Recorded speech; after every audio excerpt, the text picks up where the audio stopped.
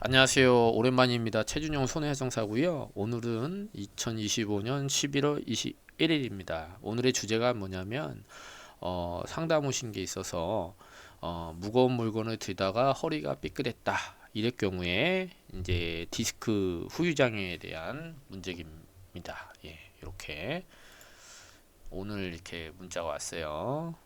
오늘 21일이잖아요. 그래서 제가 이렇게 답변을 좀 드렸고요. 어, 그 무거운 물건을 들다가 삐끗하는 경우도 많고, 뭐 넘어지신 경우 다 이제 허리가 골절된 분도 있는데, 이제 이분은 이제 디스크가 제가 그래서 골절됐습니까? 물어봤더니 이제 골절은 아니고 허리 디스크가 생겼습니다. 그래서 이분께서 후유 장애는 수술 안 해도 되나요? 네, 요거에 대해서 답변을 이제 드리겠습니다. 그래서 2018년 4월 이전 요 약관을 보면 우리가 속칭 디스크라고 보면은 이제 우선은 중요한 것은 사고 관여도를 역시나 산정을 합니다. 자, 또 그 사이에 또 질문이 왔어요. 예, 요거는 이제 꼬리뼈인데 꼬리뼈 압박 골절에 대해서는 예전에도 한번 제가 강의를 한 적이 있어서 그것도 한번 나중에 또 영상을 만들어 보도록 하겠습니다. 오늘은 디스크입니다. 디스크는 제가 한 번도 이렇게 강의를 한 적은 없은 것 같아요. 예. 자, 그래서 이렇게 자 뭡니까? 의학적으로 MRI상 디스크가 확인이 되고 그냥 확인됐다고 끝나는 건 아니고요. 하지방사통, 주변에 뻗치는 증상, 감각 이상. 이게 뭐냐? 아이고 저래요. 좀 이상한 것 같아요. 예, 아파요. 이런 겁니다. 그래서 여기 근전도 검사를 이렇게 해봤더니 이제 요건 다 영어로 돼 있네. 그쵸? 근데 AI가 요즘 잘 돼 있어서 번역을 해보면 자, 이렇게 뭐 기립근 비정상적이고 신경병증이 있다. 경미한 정도다. 예.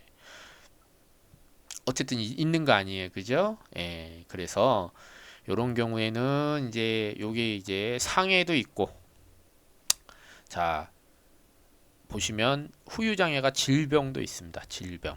예. 그래서 단순히 삐끗거렸다 하면은 이제 지병 장애도 여기 보면 80% 이상은 아니겠죠. 당연히 80% 미만 5천만 원 해서 어, 지병으로 하시면 되고 이렇게 10% 영구장애 예, 이렇게 지급률을 하면 됩니다. 자, 디스크는 보시면은 MRI 상으로 이렇게 확인이 가능하고요. 이렇게 투명한 것들이 아무래도 정상인데 이게 약간 시간이 지나면서 물기가 빠지면서 흑색으로 변합니다. 이 상태에서 외부에 조그만 충격 아니면은 지속적으로 예, 무거운 물건을 드는 이렇게 위아래에서 압력이 이렇게 되면서 짜부러지면서 이게 튕겨져 나가죠. 예. 그래서 요 신경을 누른다. 자, 이런 경우에는 시술을 해도 되고요. 염증을 가라앉는 뭐 신경 성형술이나 신경 차단술이나 뭐 허리만큼 허리 디스크만큼 수술이 되게 여러 방법이 있습니다. 예. 자, 이렇게 CT는 위에서 이렇게 잘라 보면 이렇게 이제 튀어나온 걸 알 수가 있죠. 여기 뼈 밑에 디스크가 삐직 예. 여기 보면 이게 햄버거 같은 거 먹으면 이제 한 줍 탁 주워 먹으면은 이게 약간 안에 소스가 이렇게 뭐 좀 튀어나오는 느낌. 예. 그래서 여기 뒤에 보면 여기 신경근이 있는데 여기를 살짝 닿아서 자꾸 이게 왜 신경을 이렇게 닿아야 되냐면요. 여기 보시면 이게 신경을 닿으면 이 디스크라는 것이 기준이 뭐냐? 신경병증이 있어야 되잖아요. 예. 그래서 기준치는 감각 이상이 있어야 된다. 근데 디스크가 이제 신경이 닿지 않으면 뭐죠? 신경병증이 전혀 나오지는 않겠죠. 물론 이 디스크를 우리가 긁어낸다 하더라도 예, 이미 신경이 한번 닿아서 이렇게 약간 스펀지 눌러보면 이게 약간 이제 움푹 패이잖아요. 그죠? 예. 물론 이제 이게 시간이 지나면 올라오고 회복되긴 하겠지만 신경이 눌리고 다쳤는데 금방 어, 뭡니까 우리가 스티로폼 누른 것처럼 바로 회복되고 이러진 않거든요. 오래 걸립니다. 그 사이에 엄청 저리고 그래서 디스크는 의사 선생님에 따라서는 어, 완치보다는 더 악화되는 거를 예방하려고 시술이나 수술을 하는 경우도 많다라고 합니다. 이미 눌린 상태에서 더 눌리면 심각하니까 예, 계속 저리고 아프고 땡기고 그렇습니다. 자, 그래서 이렇게 디스크를 긁어냈을 경우에 이게 목이거든요. 잘못하면은 디스크가 주저앉을 수도 있기 때문에 이제 이렇게 핀을 유압하는 경우도 있습니다. 자, 이렇게 하는 경우에는 요거는 이제 우리가 2018년 4월 이후 그래서 그때 이제 질문하셨던 내용이 디스크가 잠깐 볼게요. 수술을 하지 않아도 어떻습니까? 자, 속칭 디스크 약간이라 그래갖고 수술하지 않아도요. 2018년 4월 이전부터 5월 4일까지는 약간의 디스크 10%를 장애를 줍니다. 수술 여부와 관계가 없습니다. 물론 수술을 하게 되면 한마디를 수술하면 5%가 올라갈 수는 있겠죠. 자, 그런데 최근의 보험은요 이렇게 약관이 물론 똑같아요. 사고 관여들을 측정한다라는 건 나중에 말씀드릴 거고 수술 또는 자 신경장애입니다. 이게 수술 또는 시술 그죠? 비수술적 치료를 한 후 6개월이 지난 후 평가한다. 그러니까 요게 사항이 생겨났어요. 그렇다는 건 뭐냐면 2018년 4월 이전에는 약간의 신경장애, 이것도 명칭이 바뀌었잖아요. 그죠? 예, 10%, 15%, 20%는 동일하지만, 이때는 2018년 4월 이전에는 어떻습니까? 수술이나 시술을 하지 않아도 10%를 줬어요. 그죠? 근데 지금 현재는 2025년 11월 21일입니다. 오늘은. 그러면 이분이 2018년 4월 이후에 보험을 가입했다면 예전에는 10% 수술 안 해도 10% 장애를 받을 수 있었죠. 조건이 뭐였죠? 예, 근전도 검사 신경이 닿았을 경우 그 이제 검사 기록지도 보셨고 근데 시술이나 이런 건 안 했단 말이죠. 그래도 됐습니다. 근데 지금은 전제 조건이 뭡니까? 신경장애로 바뀌었습니다. 그래서 약간의 신경장애라 하더라도 수술 또는 시술을 해야만 다시 한번 강조드릴게요. 최소한 수술 시술을 해야만 10%라도 받는다. 자, 이렇게 봅니다. 그래서 보험이 여러 개가 있으실 거 아니에요. 그래서 최근에 2018년 4월 이후 보험도 있고 이전 보험도 있으실 거예요. 근데 요 때를 기준으로 2018년 4월 이전에는 수술하지 않아도 10% 장애 근전도 이상만 있으면 가능했지만 지금은 시술하지 않으면 장애 평가되지 않습니다. 예. 자, 또 이렇게 여러 군데가 이제 두 마디가 이렇게 이상이 있어서 수술을 하는 경우에는요. 이렇게 심한 장애로 이게 최고 높은 장애인데 예, 자주 있지는 않습니다. 그냥 수술을 했다 그래서 되는 게 아니고요. 역시나 근데 여기는 마미신경증후군이라고 있어요. 단순히 근전도 이상이 나와서 되는 건 아니고요. 우리가 이제 허리 밑에 보면 마미신경증후군이라고 신경 다발이 있습니다. 거기가 눌리면 대소변 장애가 생겨요. 예, 이게 심각한 겁니다. 그래서 심한 디스크로 20%나 주는 거예요. 예, 자주 있진 않고요. 대부분 보면 어떻다? 예, 15% 정도 되는 거죠. 예.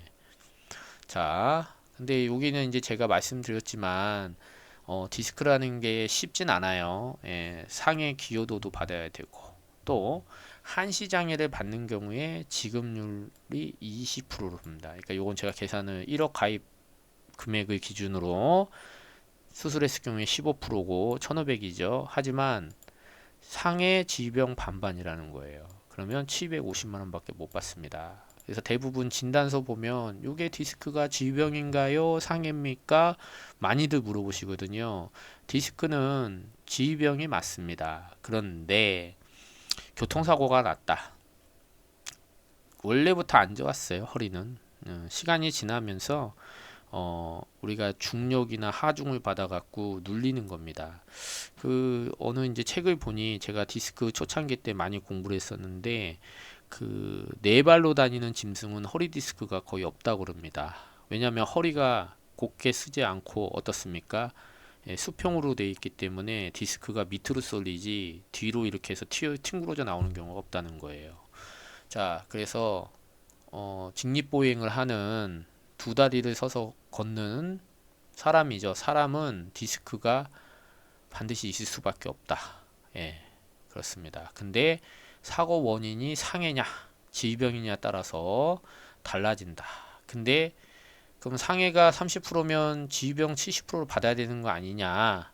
자, 이렇게 질문을 합니다. 자, 그런데 우리가 이런 거 한번 고민해 볼까요? 상해, 질병, 입원이 땅 수술비, 의료비. 그러면 우리가 디스크는 예를 들어서 상해 원인이 없다면 그냥 질병으로 청구를 하는 거죠. 그러니까 여러분들이 내가 질병 의료비를 받고 있다라고 보면 질병 후유 장애가 맞는 거잖아요. 이것도 받고 저것도 받고. 예?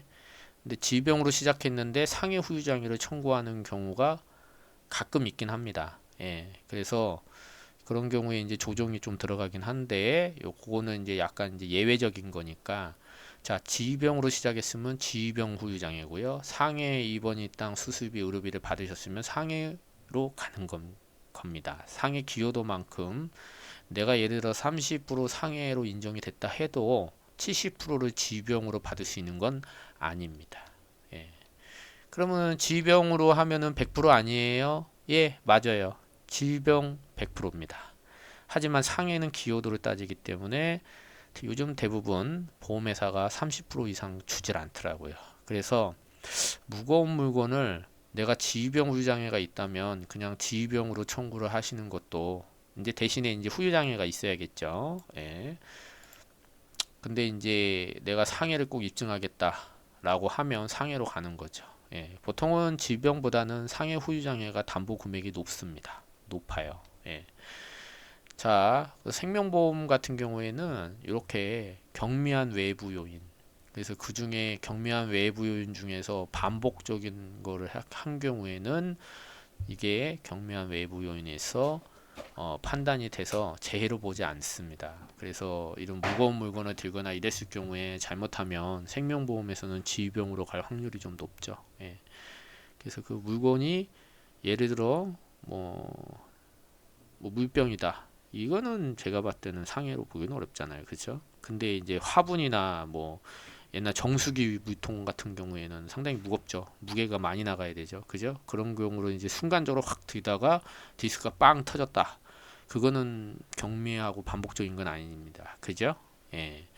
그래서 상해, 예? 급격하고 우연하고 외래적인 상해로 볼 수 있고 재해에서 말하는 우발적인 외래 사고로 볼 수가 있겠죠.